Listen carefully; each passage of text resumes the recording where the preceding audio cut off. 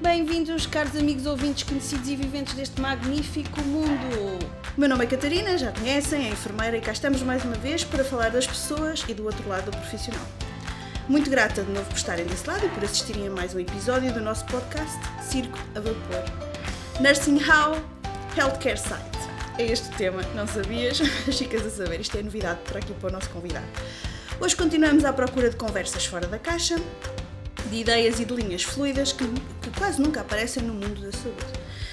Fiéis ao nosso circo, vamos lá a malabarismos, portanto já estás a imaginar a tenda montada, não é? Aquelas linhas, está tudo montado, riscas vermelhas e brancas, porque temos que ser fiéis ao circo, portanto, e é esta a nossa imagem que vamos aqui, construir a ponte para os malabarismos que a nossa própria saúde também tem e estas nossas gincanas que tantas vezes fazemos.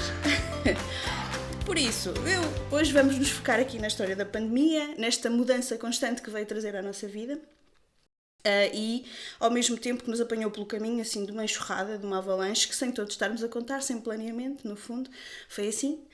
E, portanto, mudou a nível profissional, mas também mudou a nível pessoal. E é isto que estamos aqui também, não só a nível profissional, mas muito a nível pessoal. O nosso convidado de hoje é o Vítor, é um exímio contador de histórias, daí eu ter vindo a querer convidá-lo. Respira. Fiel a si mesmo, consegue trazer as emoções para perto e fazer-nos sentir parte desta grande engrenagem do mundo dos cuidados. Conhecemos-nos em 2016, verdade? Para junho. Por ali, meados, por meio do ano, mais ou menos. Um projeto profissional em que ambos estávamos envolvidos e desde essa altura criámos uma empatia que se manteve até hoje. Atrevo-me a dizer. Mas sempre com uma troca de ideias e bagagens de vida que fomos acompanhando um do outro. Quando tive a ideia de criar o podcast, uma das pessoas que me veio a ideia foste logo tu. Foi sem dúvida logo. E portanto, pouco tempo depois, liguei, convidei-o e ele, sem hesitação alguma, ainda há pouco falávamos sobre isto, ele disse-me que sim, não perguntou nada, zero, foi mesmo confiança pura. Só por isso, muito obrigada, Vítor, a sério, espetacular. Bem, então agora, resumindo assim o teu currículo e apresentante, bem, deixa-me ver, se eu disser alguma coisa errada, tu corriges-me, está bem? Enfermeiro desde 2003, certo? Desde 2003, sim. Muito bem. E desde o ano passado, enfermeiro especialista em enfermagem médico-cirúrgica. Muito bem. Médico-cirúrgica na área da pessoa em situação crítica. É isso? Pai de 2 filhos lindos, cujo orgulho deixam sem palavras. Suspeito. E atleta quase de alta competição, atrevo-me a dizer, porque é aqui sempre o céu é o limite. Lá está a frase velha e batida. Não, o céu não é o limite. O céu não é o limite, desculpa. O céu não é o Correção. Embarcou no mundo da enfermagem após uma passagem profissional como auxiliar da ação médica no Hospital São Teotónio Viseu e que despertou para a arte do cuidar. Como pessoa extremamente focada que é, após terminar o curso de enfermagem, inicia funções de enfermeiro de cuidados gerais no Serviço de Medicina 2B do Centro Hospitalar Tondela Viseu, local que permanece até 2008. Após esta altura, embarca na aventura dos cuidados intensivos, na mesma instituição, onde até hoje desempenha funções e atrevo-me a dizer que é ali onde se sente mais confortável no desempenho do seu papel. Certo? É um bocadinho a área de conforto. É o teu lugar. A par disto, é formador também de suporte básico de vida e suporte avançado de vida e professor assistente convidado no curso de enfermagem na Escola Superior de Saúde de Viseu. Muitos parabéns.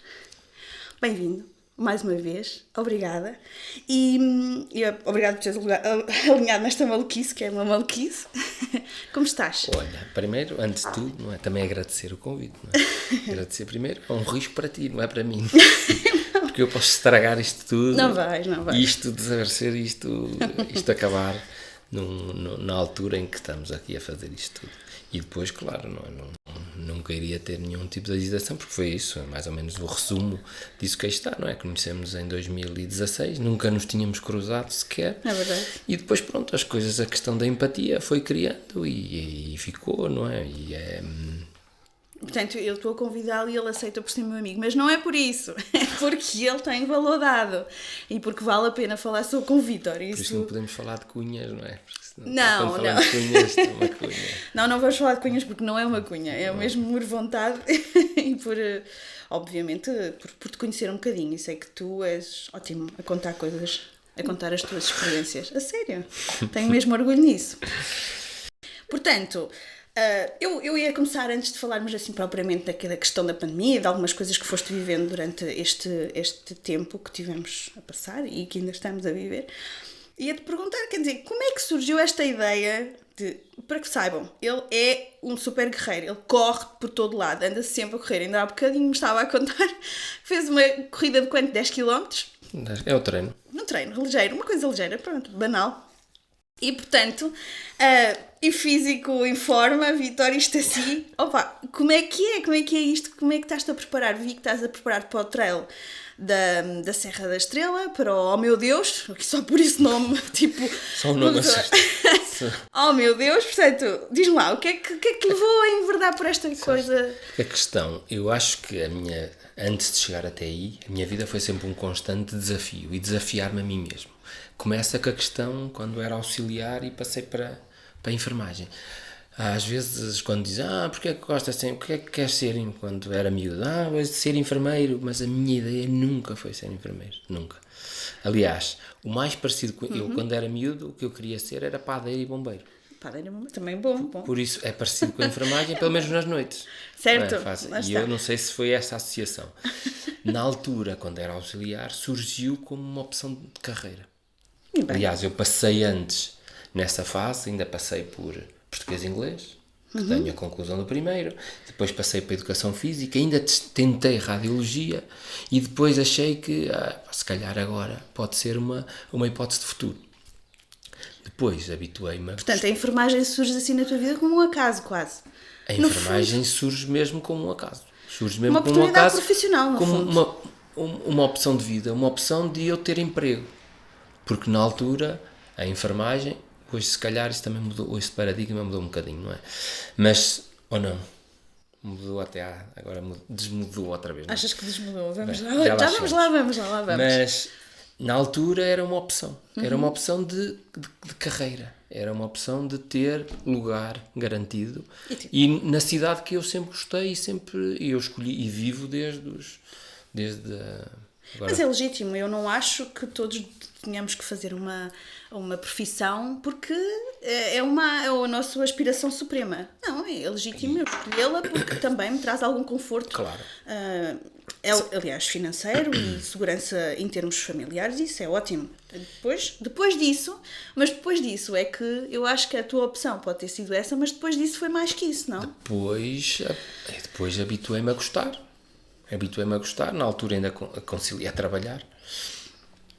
E depois, hoje adoro o que faço. Apesar das constantes... Eu não sei se posso dizer isto aqui, não é? Mas acho que sim. Isto é o limite, estás a ver? Não, estás à vontade. Não te preocupes. Apesar dos nossos governantes se esquecerem que é a maior classe profissional no setor da saúde, e apesar disso, apesar de bestiais a bestas é num instante e de bestas a bestiais e andamos ali naquele limbo nesta altura, apesar disso continuo a adorar aquilo que faço. Se tivesses que dizer assim uma palavra que sobressaísse, uma ou duas, digo eu, um adjetivo, porque eu acho que tu és capaz de dizê-lo assim de uma forma simples e direta, o que é isto de ser enfermeiro e qual é que é o principal adjetivo desta profissão? Eu acho que o que define a enfermagem é o cuidar. O cuidar é a palavra base da enfermagem. Porque sem cuidarmos... Aliás, há um provérbio qualquer que diz: se nós não soubermos cuidar, também não sabemos cuidar de nós mesmos. Ou também não nos respeitamos. E respeitar o outro. E respeitar o sofrimento do outro, mesmo que às vezes esse sofrimento seja uma fase final. Por isso eu acho que tem a ver com o cuidar e do respeito que nós temos pelo outro. Portanto, a relação que se cria, não é? A relação. Sim, sem dúvida nenhuma, não é? Porque se nós não tivermos esse cuidado, e depois há uma coisa que nós, não é só na enfermagem, mas acho que no geral, devemos sempre pôr no outro lado. Como é que nós gostaríamos de ser tratados? Calçar os sapatos dos outros, não é? Pode ser. Mas como é que nós gostaríamos de ser tratados? E isso, se nós nos pusermos do lugar do outro, aliás, é isso que eu digo sempre muitas vezes aos meus filhos, que são eu sou suspeito para falar, não é? Gosto muito deles e e tento-os motivar. A questão, quando falavas na questão da corrida e na questão do limite, é certo que eu sempre detestei correr. É outra conquista. Eu sempre detestei correr. Aliás, eu fui um fraco jogador de futebol durante algum tempo, até aos meus 30 e pouco, qualquer coisa, anos. E o que eu testava fazer no treino era correr. Mas isso é espetacular, porque eu vou dizer, eu detesto correr também, obviamente. E só de pensar que tu corres com uma vontade e com uma energia, com uma satisfação, eu até penso que isso é fácil. Eu encaro hoje em dia a corrida como uma questão de eu me abstrair do resto do mundo. Aliás, durante a pandemia houve ali uma determinada altura, mais ou menos um mês, sobretudo na primeira vaga, que funcionou como o meu antidepressivo, sem dúvida nenhuma. Que eu chegava à casa, onde estava privado dos meus filhos, sem os ver fisicamente, estarem ao meu lado, onde estava privado das pessoas de quem eu gosto, e aquilo funcionava para mim como um antidepressivo, porque eu chegava a casa, trabalho, casa, suporte, trabalho, não é? Para e a aguentar. corrida para mim funcionava dessa forma. Era mesmo um antidepressivo. Pois, eu agora pegando aqui um bocadinho nesta passagem que tu fizeste aqui para esta fase que foi desde o ano passado, estamos a vivê-la, esta pandemia que nos avassalou a vida e que nos transformou completamente, não é? Parece que foi ontem, mas já passou mais de um ano e não sabemos bem como é que vamos... Há gente que já fez 2 aniversários em pandemia. É verdade. É verdade, mas não desanimemos. Eu vou passar o segundo, não é? Não desanimos, Vítor. Vai haver mais. É o que nos chove. Mas como é que tu sentiste isso no início? Como é que foi a mudança de vida no início? E estavas-me a dizer que realmente a pandemia mudou a distância com os teus filhos no início. Como é que isso alterou a tua vida? Pronto, já que estamos a falar, primeiro ter muita consideração por ti, e vou contar uma coisa que só os meus filhos é que sabem. Ok. Acho que só mesmo os meus filhos é que sabem. A questão da primeira vaga, já se falava, aqueles atrasos e recuos dos nossos governantes, que eu acho que foi um desastre a forma como os governantes lidaram com a situação pandémica. Situação difícil, muito complicada, uma situação nova, mas os avanços e os recuos, e numa semana mudámos 3 vezes de opiniões, e eu acho que foi uma gestão, não sei se catastrófica é uma palavra muito forte, mas pelo menos não foi uma boa gestão. Achas que foi uma tentativa e erro de tentar acertar e não se estava a conseguir? Só que uma tentativa e erro que implicava... Que implicava a vida das pessoas, não é? Implicava a vida das pessoas.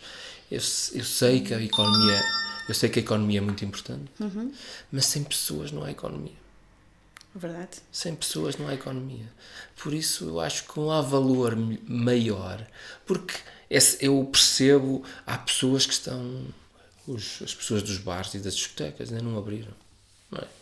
E esses também têm que governar a vida, os cabeleireiros, alguns hipermercados, estou a falar das lojas, não. Bem, agora nesta fase já estamos um bocadinho mais, já mas abrimos. Durante muito tempo isso é muito mau para essas pessoas, e Sim, agora a questão das moratórias agora acabarem é um outro problema. Mas há uma coisa só na vida que não tem volta, que é a morte.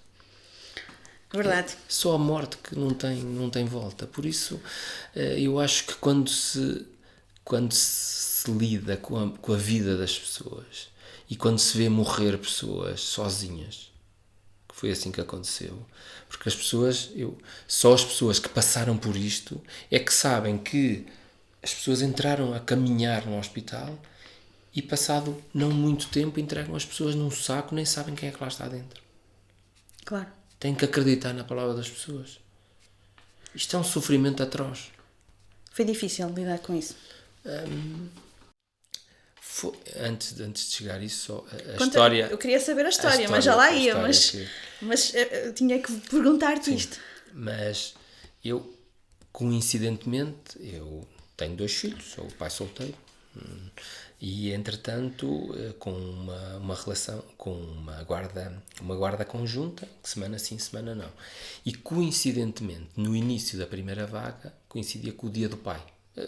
Foi ali à volta do Dia do Pai, 19 de março. Ainda não tínhamos chegado a Viseu, já tinha chegado a Lisboa, mas sabíamos, ainda por cima no local onde trabalhava, que estaria mais perto. Claro. Dia do Pai numa quarta-feira e eu só ia buscar os meus filhos numa sexta-feira. E eu antecipo os dias, tento antecipar os dias para ficar com mais uns dias com eles, a contar que já iria chegar a questão E que ficasses pandémica isolado, e que iria ficar isolado, porque também não sabíamos o que nós sabemos hoje. É certo que a pandemia, o que nos ensinou até hoje, é que nós sabemos muito pouco dela. É verdade. E já falamos também daqui a bocadinho sobre essas coisas e até como as coisas nos chegavam numa fase inicial. Mas quando eu estou com os meus filhos, dia 19 de março, e é dia 20... Que entramos em confinamento. Em dia 20 entramos em confinamento, mas no dia 19, à noite, eu recebo uma mensagem no grupo da unidade em que tinha entrado o primeiro doente de Covid para a unidade. E eu, nessa altura, quando recebi a mensagem, agarrei-me aos meus filhos e comecei a chorar. Porque sabia o que aí vinha. E isto é um rigoroso exclusivo. Só eles é que sabem. Exclusivo, para o circo a vapor. Só eles sabem. Para o circo a vapor. E agora para só toda eles, a gente. Só eles, agora é mais gente, não é? Portanto, agora é mais gente, nós, 2 milhões de pessoas. Oh, claro. Lá chegaremos um dia. E entretanto... porque não sabia, ninguém sabia o que aí vinha, não é? Os relatos que ouvíamos dos outros lados eram relatos dantescos. Não saber assusta, não é? Não saber assusta-nos um pouco. Não sabemos o que é que estamos à espera, não é? Porque do outro lado era uma coisa totalmente desconhecida, porque eram coisas que nós, a questão das máscaras e dos isolamentos, nós só víamos em filmes. Ou então no Oriente. Sim. Onde víamos normal, ou era normal de vermos as pessoas de máscara. Sim. E hoje em dia parece que é anormal vermos alguém sem máscara. Até nos sentimos desconfortáveis, não é? Aliás, há bocadinho almocei num centro comercial e entretanto saí ao fim de acabar de comer e andei aí 10 metros sem máscara. E eu lembrei-me, falta-me alguma coisa. Pus a mão, não é o telemóvel, é a máscara. Então tive que pôr a máscara, não é? E eu também não sei até quando é que isto vai durar. Mas nós não sabemos até quando é que isto vai durar. Por isso, nessa altura, era o desconhecido. Hoje então, em dia... depois ficaste muito tempo sem os teus filhos? Ficaste sem... Ou isolaste-te deles e ficaste separado fisicamente? Ou... Sim, fisicamente separado durante mais ou menos 3 semanas. Quase um mês.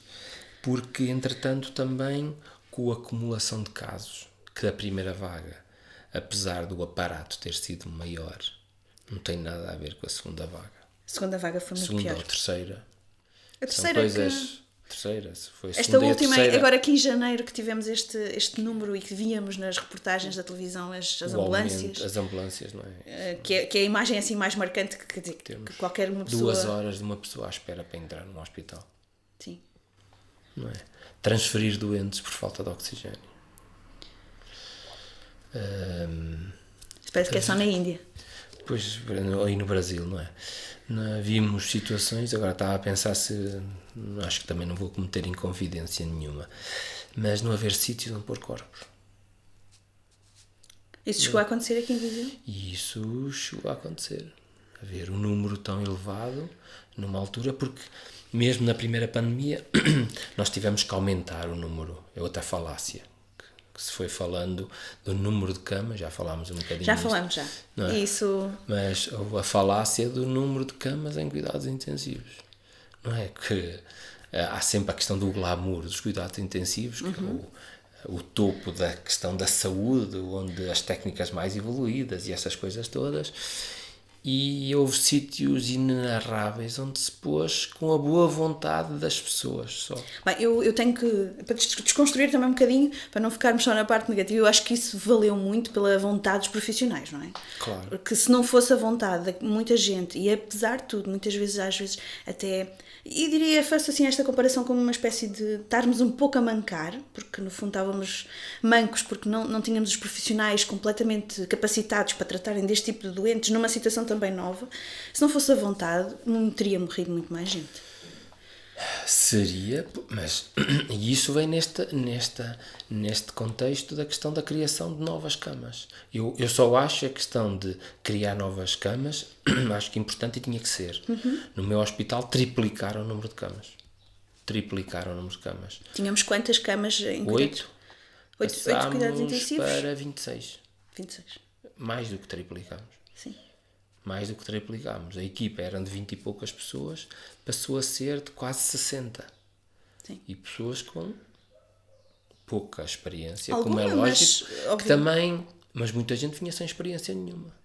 Claro. Aliás, na primeira vaga, acho que até em determinada altura houve uma pressão exagerada sobre os profissionais, sobretudo quem não tinha experiência, que passado um tempo teriam que estar aptos para cuidar de doentes. Eu dou um exemplo, pessoas que não sabiam lidar com uma máquina, uma seringa infusora, uma bomba infusora, Sim. E passado 2-3 dias diziam, vais ficar com um doente que pode ter 10 maquinetas dessas, mais um ventilador e pode eventualmente uma máquina de diálise. Imagina o pânico. E houve pessoas a tomar medicação, sobretudo até por causa disso. Agora, a primeira vaga foi muito tranquila. Nós nunca passámos das 12 camas, por exemplo.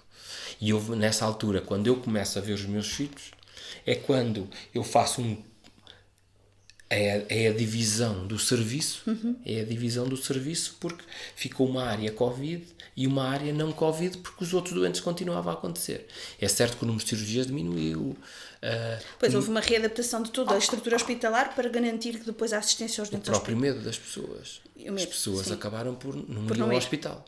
Aliás, o número de infartos e o número de mortes súbitas, independentemente da causa, em casa aumentou exponencialmente. Sim. Ou então, quando chegavam... São as mortes indiretas do Covid, não é? São as mortes indiretas, não é?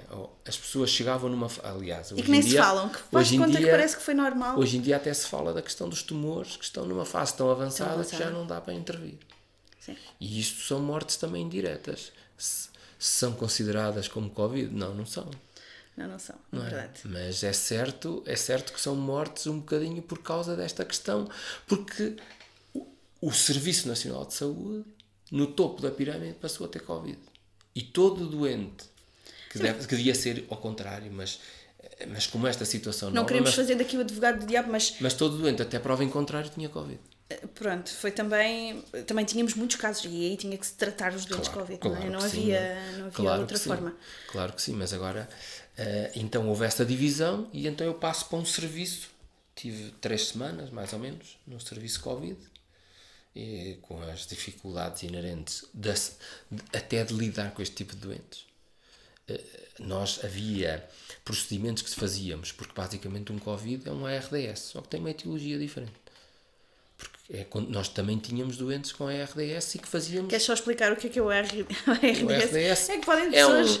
É um síndrome respiratório agudo completamente descontrolado, que pode ter uma etiologia qualquer. E o Covid é um ARDS. Era, no fundo, uma coisa parecida, é um ARDS, só com uma causa só que viral. O Covid é uma das causas para um ARDS. Porque, basicamente, o Covid é um ARDS. E resulta, muitas vezes, virar o doente ao contrário. Nós dizemos muitas vezes virar o doente no espeto. Temos que virar o doente e nós fazíamos este tipo de procedimento. Mas isto agora passou a ser uma prática banal. Porque era naquilo que nós falávamos há bocadinho, no pouco conhecimento que nós tínhamos. E então, o conhecimento que nós tínhamos, até o padrão ventilatório mudou significativamente. Nós hoje em dia lidamos com parâmetros ventilatórios que há um ano e pouco atrás nem sequer faziam ou até era um erro crasso. Ok. Por exemplo, tem uma fração inspiratória de oxigênio baixa com um PIP, que é a pressão positiva no final da inspiração, alta. Não podia ser. Se alguém olhasse para o ventilador, dizia, alguém se esqueceu aqui de alguma coisa. E hoje em dia é normal um doente com Covid ter PIPs altas e continuar com frações inspiratórias de oxigênio baixas. E porquê? Porque é só aumentar os alvéolos, distender os alvéolos o máximo possível para facilitar as trocas. Sim. E depois é sequelas que o Covid causa. Claro. Não estou a fazer nenhuma ligação para os negacionistas, mas é verdade que as pessoas morriam. E eu nem estou a dizer se estão certos nem estão errados. Eu acho que é só uma questão de liberdade. Onde acaba a liberdade é como eu tenho que cumprir as regras de trânsito. Claro. Porque se eu disser, então, mas porque é que está aqui um stop? Então porque é que eu não passo o stop? Sim. O stop para mim não diz nada. É o que estas pessoas querem dizer das máscaras. Sim. Porque se toda a gente for fazer aquilo que lhe apetece, tudo bem. Eu acho que nós temos todos de ter liberdade e atenção, que eu Claro. sou muito respeito muito a opinião dos outros, mas quando temos que ter uma noção de sociedade global, temos também saber gerir um bocadinho isso e sermos respeitadores do espaço dos outros e da liberdade também dos outros, e quando temos regras é para cumprir, não há cá coisas. Portanto, os negacionistas, algumas teorias chocam-me um pouco e também, e como tu dizes, obviamente as pessoas morriam. Agora, não usar máscara, se calhar, provavelmente... Claro, porque algumas teorias da conspiração que nos fazem grande diferença. Eu lembro-me... Não impactam nos outros, Sim, não é? Não faz diferença, tudo bem, vive com ela. Algumas até muito engraçadas, não é? As pessoas que acham que a Terra é plana. E há não muito tempo, houve um congresso nos Estados Unidos só com pessoas que acham mesmo que a Terra é plana. E depois a explicação que eles dizem para os polos são frentes de gelo para evitar que as pessoas caiam para o outro lado. E eu digo assim, Pronto, desvalorizando até a própria dinâmica da utilização de telemóveis, não é? Porque senão os satélites, como é que... repara, uma não parede é? de gelo para evitar que as pessoas caiam para o Uma outro lado. espécie de, como é que é? Guerra dos Tronos, em que havia a parede de gelo.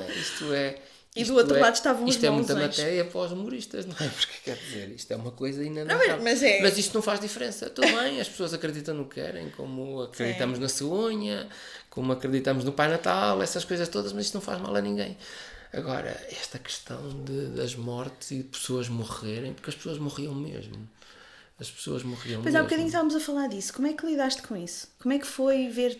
Porque, apesar de estares habituado a lidar com a morte, obviamente os cuidados intensivos trazem sempre esse peso e um limite muito maior da vida e da morte, mas como é que é lidar com isso? Primeiro é a questão não morre assim tanta gente, uma taxa de mortalidade não anda muito longe das outras unidades, à volta de 20, 25%. Isto quer dizer que em cada 5 morre um, não é? Portanto, friamente é assim que acontece, mas também estamos a falar de pessoas que já chegam num limite, Já onde tem muitas exigências, o organismo já está muito já está no equilíbrio, já ultrapassou o ponto de equilíbrio. Claro. Não é? Porque o nosso organismo é uma coisa fabulosa, tem contrapontos de equilíbrio de uma forma brutal que nós às vezes não acreditamos e às vezes até se ultrapassam. Nós na unidade nunca gostamos de falar do termo milagre. Nunca falamos do termo milagre e falamos sempre da questão da verdade. Quando as questões são muito complicadas, a equipa médica chamam as pessoas e o quadro perfeitamente sem direito a 2 leituras. Aliás, somos muito treinados para falarmos na palavra morte. E a morte. Quando nos perguntam muitas vezes, então, mas não piorou? E às vezes nós temos que dizer, mas não há limite para piorar. Isto é o sítio onde nós estamos, aqui não há. A partir da altura, se piora, só temos um cenário pela frente.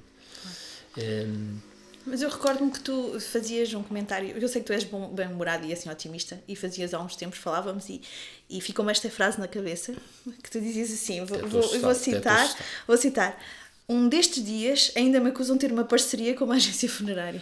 Porque houve uma altura difícil, houve uma altura difícil onde no espaço de uma semana, nós, cada vez que há um óbito, temos que assinar um livro e onde o meu nome aparecia 6 vezes. Num turno? Num espaço de uma semana, não 6 turnos, mas num espaço de 4, 5 turnos. Aliás, lembro-me num dos dias em que surge essa questão, porque nós tivemos que dividir a equipa por 3 espaços diferentes, a casa-mãe, que tinha as 8 camas, um outro espaço das tais condições. Por isso é que eu digo da questão da falácia dos cuidados intensivos, que eu acho que isso até dava uma falsa sensação de segurança. Porque quando o Estado dizia, nós nem temos margem para aumentar. Não temos. Nós não tínhamos margem para aumentar, porque estávamos sempre a aumentar. Eram engenharias brutais de de Mas maquinaria. isso revoltava-te um bocadinho, dizerem isso. Falarem isso quase como se Revoltava dá uma porque sensação de segurança isto que não dava- era verdade. Sim, e depois parece que nos esquecíamos do que é que estava a acontecer. Estávamos a olhar para a árvore, mas não estávamos a olhar para a floresta. Claro. Não é? E eu acho que isso até criava uma falsa sensação de segurança nas pessoas, que não era isso. Tinham que dizer, não temos mais. Não há mais por onde... Estamos a pôr camas em sítios que são impensáveis. Vão contra todas as regras São de impensáveis. construção Os de cuidados corredores- intensivos. Os corredores dos hospitais, que passaram a não ter visitas, estavam cheios de coisas. Estavam cheios de coisas. Porque era para tirar de um lado e meter do Desocupar outro. num sítio. Não é? E então, a partir dessa altura, houve essa divisão por 3 espaços, onde nós chegámos a ter 26 doentes e doentes a sair para outros doentes a entrarem. Onde não havia mais espaço nessa altura para crescer, sobretudo porque nessa altura apareceram. E depois a questão era a falácia das camas e dos ventiladores. Mas nós tínhamos ventiladores ou não? Qual foi a tua Ventiladores experiência? tínhamos. Não tínhamos pessoas. Não tínhamos, era pessoas. Que soubessem não é? operá-las. E depois havia gente que, não sei o quê, vão comprar os ventiladores. E não sei o quê, vão comprar os ventiladores. E isso era outra falácia. Os ventiladores não funcionam sozinhos. Claro. As máquinas estão, mas precisam de pessoas para vigiá-las, Porque para as diziam, tratar. as camas. Se fosse um problema de camas, a Moviflor e o IKEA, desculpa lá a publicidade, tinham resolvido. Claro. Não é? Estava resolvido esse problema. Mas não era a questão de camas. Era Olha, a questão eu- dos profissionais, sobretudo profissionais que estavam no limite do esforço. Estamos a falar de profissionais que, de todas as classes profissionais, não estou a especificar agora nada, é Sim, certo, foi um esforço coletivo, obviamente. onde o hospital chegou a ver dias com 150 profissionais a menos por dia. Desde isolamentos, desde o primo, do tio, Pessoas que ficavam em contacto com outras e que precisavam de ficar e positivos também. E Depois positivos. havia surtos, havia doentes que vinham Claro. e que falhavam na malha, porque é normal. Olha, eu queria te perguntar, e como é que foi isso de lidar, qual é a tua experiência das equipas? Como é que as equipas se aguentaram? Porque tu és um membro da equipa, não é? Mas as equipas sobreviveram, viveram ou estiveram por ali em uma espécie de... A determinada altura as equipas funcionaram como uma família. Eu acho que até houve muita solidariedade das pessoas. A gente, quando olha, às vezes nós temos como por base o português em si é um típico de esquema. Se nós conseguimos um esquema qualquer, nem que seja por causa de um almoço ou uma coisa qualquer, conseguimos. Mas acho que em termos de solidariedade também temos que dar cartas relativamente aos outros todos. E isso houve muito naquela altura. E podia haver mais, só que houve, e agora não vou especificar nenhuma, foi agora no geral, por causa de algumas políticas, de alguns conselhos de administração, onde nem toda a ajuda chegou aos serviços. Porque às vezes não era uma coisa mais específica, ou pronto, houve algumas politiquices que me era isso que eu impedem ia agora dizer. de falar no resto, que fez com que não chegassem. Mas ficaram também. mais próximos, a equipa? Mas a equipa acabou por ficar um bocadinho mais próxima e acabou por ser um bocadinho a família, porque houve muita gente. Aliás, eu tenho 3 colegas que passaram a morar juntas. Moravam num sótão de casa de uma delas. Isso é incrível. É incrível.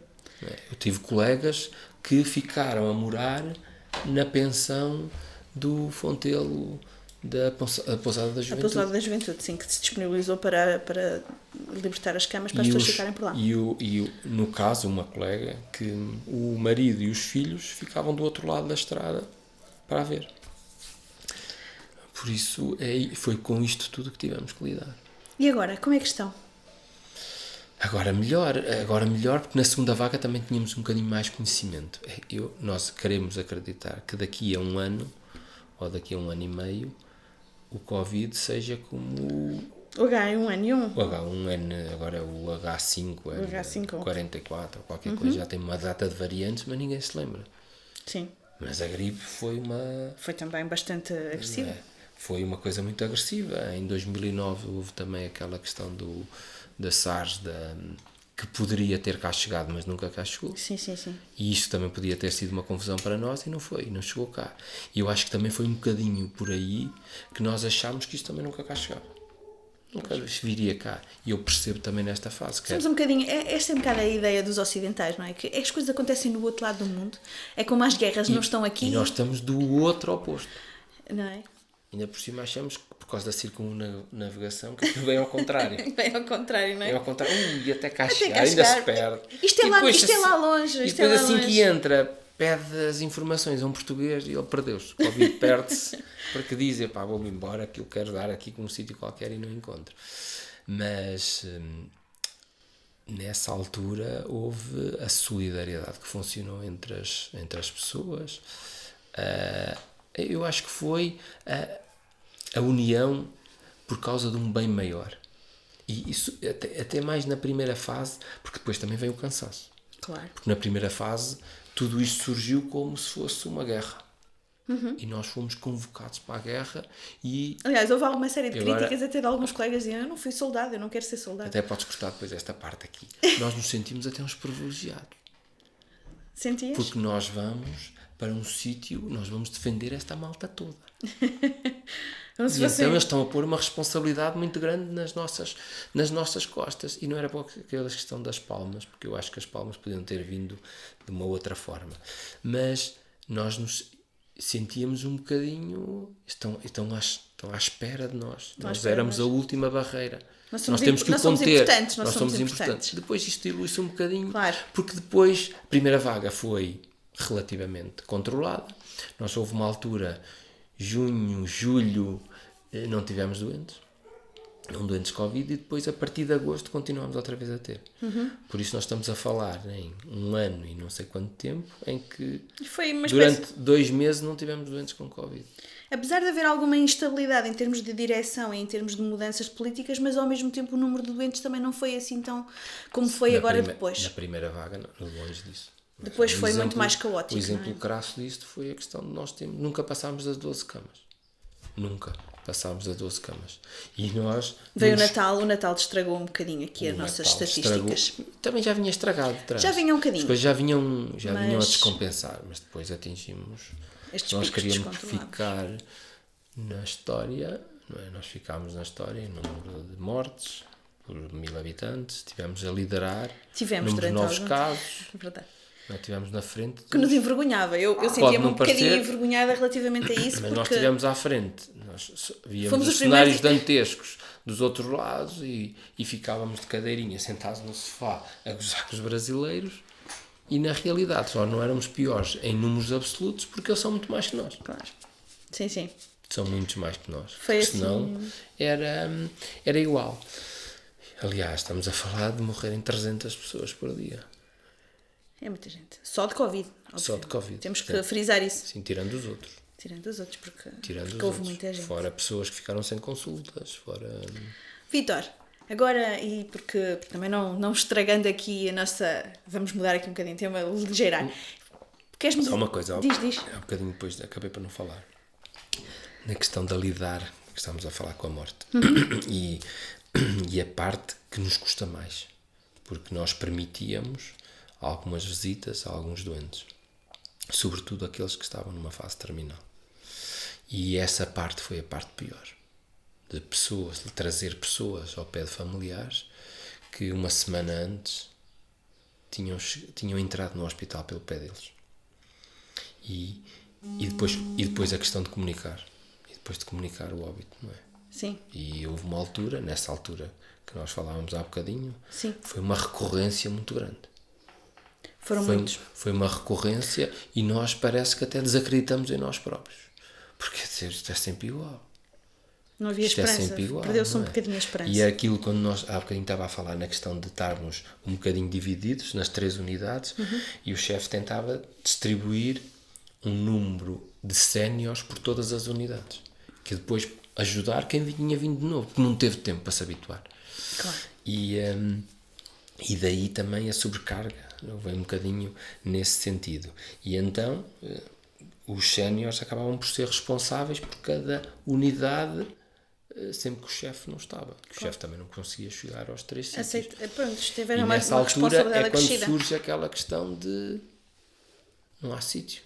E então foi quando pouco tempo depois até surgiu aquela imagem que passou nas televisões e nos jornais, aquela coisa do hospital ter uma câmara frigorífica de um caminhão. Sim. Foi também uma imagem assim chocante.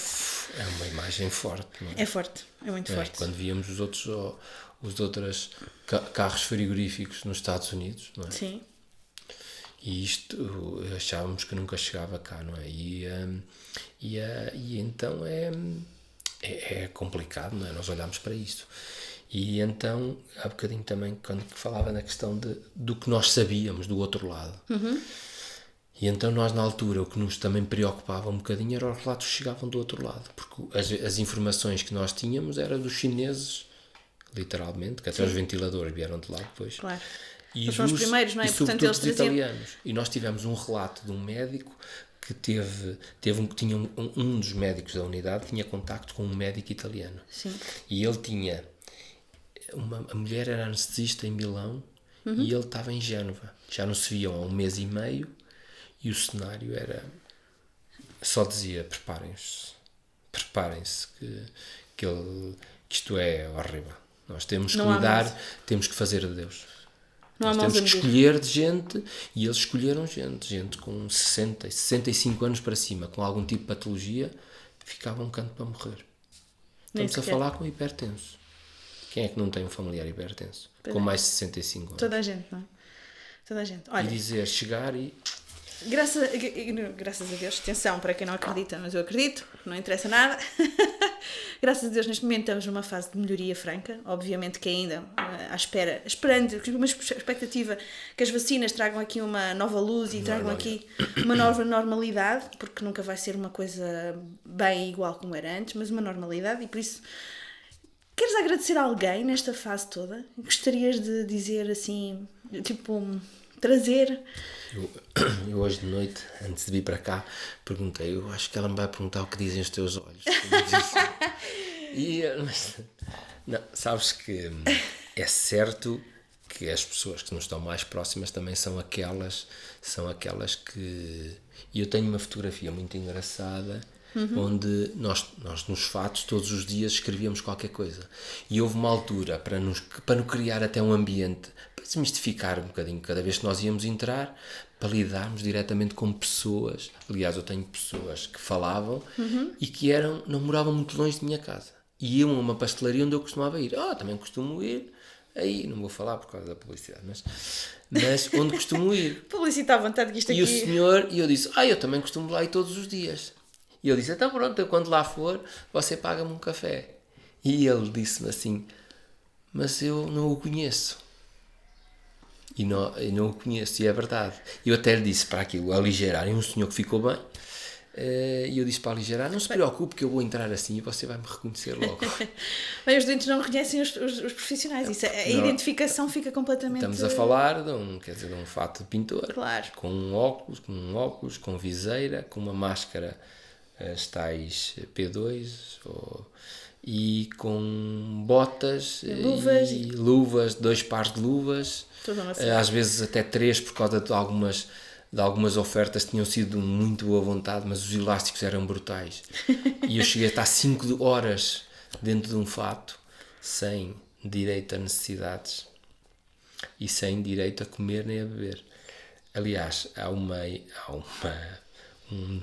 coisa escrita na saída do balneário que nós tínhamos um colega que escreveu, eu vou dizer uma asneira, mas pronto. E então que lá tinha escrito era mija antes de ir. Porque às vezes a gente esquecia-se e dizia, tenho que ir para trás, que eu só daqui a 5 horas é que eu só posso fazer isto. Isso foi naquela fase também em que os equipamentos eram escassos e também era uma grande dificuldade, não é? E toda a logística de vestir e despir os equipamentos. Estamos a falar sempre de coisas negativas e não sei o quê. Eu estou a falar do hospital onde eu estou. Nunca houve do meu serviço, não sei dos outros, mas no meu serviço nunca houve falha de material. Nunca. Nunca, se nós quiséssemos uma máscara ou como nós havíamos relatos dos outros sítios onde não havia máscara e máscaras que tinham que as lavar. Sim. De outros países, eu estou a falar no meu hospital, no meu serviço, nunca faltou absolutamente nada. Vítor, cá está o agradecimento. Isso é um agradecimento. Estás a ver? Isso, pronto. pelo Não é o menos que dizem nos os dava. teus olhos, que eu não sou a Daniela Oliveira, Agora- de maneira nenhuma. Vai. Agora, se há Mas- coisa que me guiou durante isto tudo, foi sempre um bocadinho, claro, como estava a dizer há bocadinho, a questão das pessoas que nos estão próximas e que nos mandavam, os meus irmãos, a minha irmã, que não é minha irmã, mas é como se fosse, as minhas cunhadas, a minha namorada, mas há uma coisa que me guiou nisto tudo, a minha mãe, o meu pai num outro sítio diferente, que está para cima, um bocadinho acima de nós, mas os meus filhos, lembrei-me muitas vezes deles. Eu dizia há bocadinho, então nós escrevíamos sempre algumas coisas muito engraçadas. A Covid, foge que eu vou-te apanhar, se prepara que eu vou-lhe usar. Escrevíamos muitas vezes, todos nós escrevíamos e fazíamos desenhos nos fatos e não sei o quê, também para dar algum conforto às pessoas do outro lado, sobretudo as que falavam, não é? E aos Também tínhamos colegas, pessoas e a falar. aos E para próprios. criar um ambiente até engraçado, agradável. Dentro E do nós que nos era. ríamos cada vez, estávamos à espera, o que é que ele vai escrever, o que é que eu não sei o quê. Ele vai lá pôr uma parvoíce qualquer, não é? Olha, vou-te lançar o desafio, é fazeres fotografias sequenciais e postares isso. Isso devia dar uma história de arte eu tenho de uma Covid muito gira. fotografia. Eu tenho uma fotografia onde tenho, sobretudo na parte do dorso, todos os nomes das pessoas que me estão próximas. E eu entrei assim. Onde estão os meus filhos, à cabeça, claro. Onde estão os meus sobrinhos, dos meus irmãos, das minhas cunhadas, da minha mãe, onde estava também da minha namorada. Todas essas coisas todas estavam lá. Olha, Vitor, Estavam isso é lá. muito bonito. E agradeço-te imenso. Teres vindo. Aliás, e levei-te e enviei para eles, não é? Claro. Era só para conseguir um almoço à borla. Eu estou a ver que tu querias, afinal era borlas. Mas eu acho Olha, que... quero deixar-te aqui para terminarmos isto assim, e porque sei que lá está. Deixa-me só dizer uma coisa. Eu acho que independentemente de tudo, e sem sacar culpas e essas coisas, porque, certo que hoje em dia eu também percebo que em termos de governantes, se voltassem atrás, é como à segunda-feira toda a gente acerta no totobola. Claro. Mas Ortega y Gasset dizia uma coisa muito engraçada, um filósofo espanhol, que não que eu gosto de filosofia, longe disso, mas ele tinha um provérbio muito engraçado, que nos distinguia dos outros animais era a capacidade de memória, senão nós estamos a plagiar o orangotango. E então essa capacidade de memória deve servir para muita gente para tirar ilações daquilo que aconteceu. Assim espero. E deixo-te então com a minha frase, também não é um filósofo de espanhol, mas é um autor, um poeta brasileiro mais recente, assim, um quarentão. Não morreu de Covid. Não morreu de Covid, não. E que diz: a minha energia é o desafio, a minha motivação é o impossível, e é por isso que eu preciso ser à força e a esmo inabalável. E é isto que eu te deixo. Muito obrigado. Muito obrigado. E olha, muito obrigada por teres vindo. Portanto, Eu achei que ia ser um parto indireto também. não vai ser um parto, ainda estamos a aguardar por esta criança que vem aí. E, porque já sabem, não é? Que o auditório já sabe que eu estou aqui grávida, mas ainda não. Isso daria uma audiência. Assim. Seria. Não, mas não. Estamos noutra linha. Mas comigo também não te desenrascavas. A Não. única coisa que fazia é socorro, ajudem-me. E saía de porta fora a correr. Ligavas o 112. E não sei se conseguia ligar o 112. Não sei se conseguia ligar. Vai, eu acredito em ti. Bem, olha, muito obrigada mais uma vez, Vitória. Isto foi espetacular. A todos por terem estado desse lado e ouvirem as nossas palavras. E o Circo a Vapor tira por aqui. Terminamos, findamos mais uma vez. No próximo mês cá estaremos de volta para mais um tema, mais uma entrevista e quem sabe o que será no mundo da saúde. Vamos esperar. Obrigada a todos. Beijinhos.